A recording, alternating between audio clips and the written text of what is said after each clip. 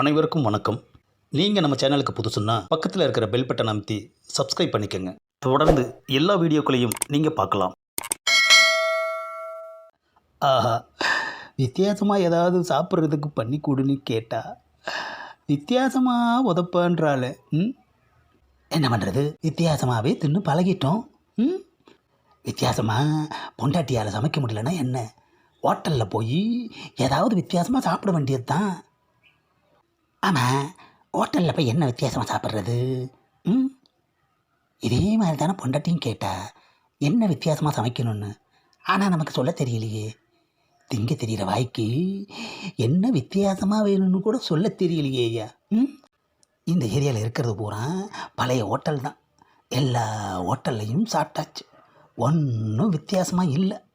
வேறு எங்கேயாச்சும் போய் பார்ப்போம். 1 hour later. ஒரு வழியாக வேறு ஏரியாவுக்கு வந்தாச்சு. தேடி பார்ப்போம் ஏதாவது நல்ல ஹோட்டல் தென்படுதான்னு.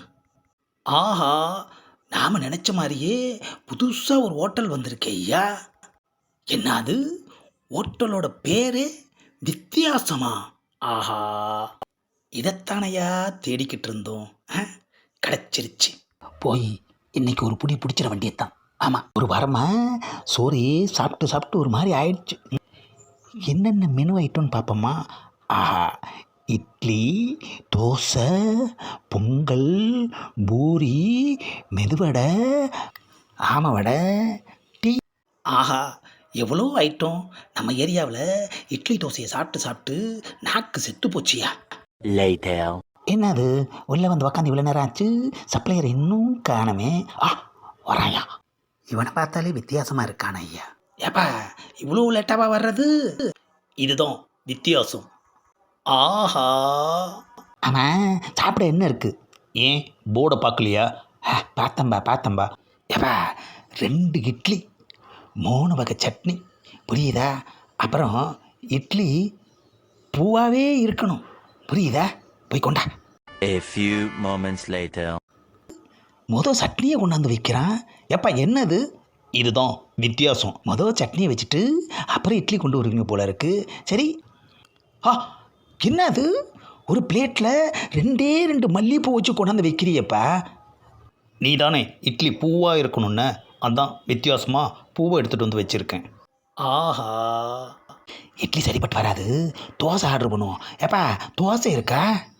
மசால் தோசை, நெய் தோசை, ரவா தோசை, ஆனியன் தோசை, ஸ்பெஷல் தோசை, சாதா தோசை, கடைசியாக கல் தோசை. ஏப்பா, கல் தோசை 2 கொண்டு வா. தோசைக்கு மேலே நல்லா கிட்டி சட்னி வச்சு எடுத்துட்டு வா. Later. ஆஹா, என்னது, இவ்வளோ பெரிய கல் மேலே இத்தனோண்டு தோசையை வச்சு எடுத்துகிட்டு வந்து வைக்கிறான். ஏப்பா என்ன இது? இதுதான் வித்தியாசமான கல் தோசை. ஆஹா, இதை சாப்பிட்டா கல்லுக்கு சேர்த்து பில்லை போடுவான். டிஃபன் ஐட்டம் எல்லாம் பயங்கர வித்தியாசமாக இருக்கு ஐயா. இங்கேருந்து இன்னைக்கு சாப்பிடாம போகக்கூடாது, எதையாவது ஒன்று சாப்பிட்டுட்டு தான் போகணும். ஏப்பா, பொங்கல் இருக்கா? பொங்கல் வரணும்னா இன்னும் 2 வாரம் ஆகும், பரவாயில்லையா? ஏப்பா, வெளிநாட்டில் ஃப்ளைட்டில் போயா பொங்கல் வாங்கிட்டு வர போகிறீங்க? 2 வாரம் ஆகுன்ற.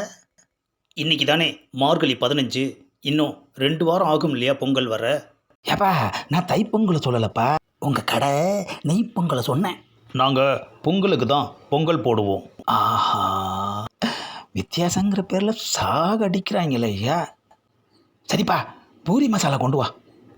ஆமாம், பூரிக்கு தொட்டுக்க சிக்கன் மசாலாவா, மட்டன் மசாலாவா, சென்னா மசாலாவா, இல்லை ஆச்சி மசாலாவா? ஆஹா, உருளைக்கிழங்கு மசாலாவை தவிர மற்ற எல்லா மசாலையும் சொல்கிறானேப்பா. கேட்டால் வித்தியாசம்பா. என்ன பண்ணுறது, ஹோட்டலுக்குள்ளே வந்துட்டோம், சாப்பிடாம போனேன், அசிங்கம். ஏப்பா, டிஃபன் ஐட்டமே வேணாம், ஆமை வடை கொண்டு வா. நாங்கள் ஆமக்கறியிலலாம் வடை பண்ணுறதில்ல. என்னது, ஆமக்கறியா?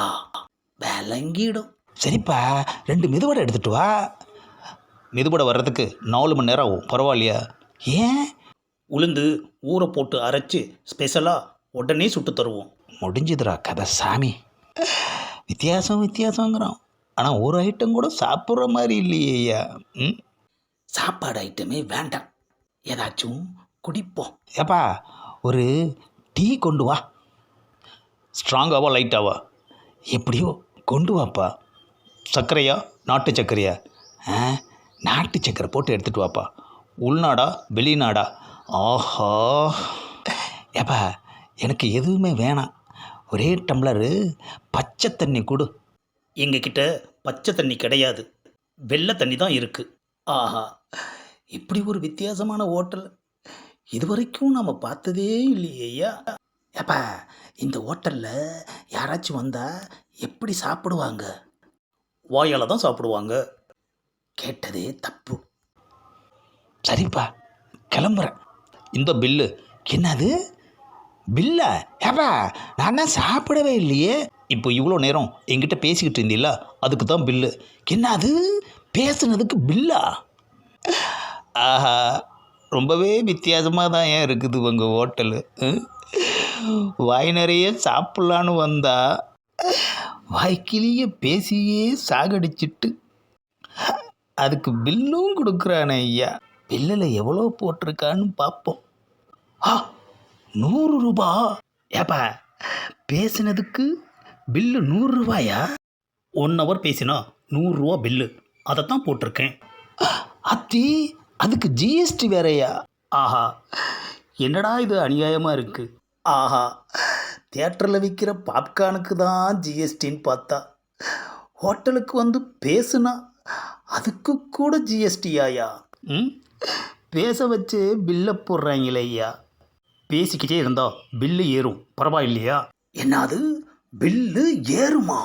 வித்தியாசமாக இங்கே திங்க வந்ததுக்கு பொண்டாட்டிக்கிட்ட வித்தியாசமாக அடி வாங்கியிருக்கலாம் ஐயா. இந்த பதிவை லைக் பண்ணுங்கள், ஷேர் பண்ணுங்கள், மறக்காமல் சப்ஸ்கிரைப் பண்ணுங்கள்.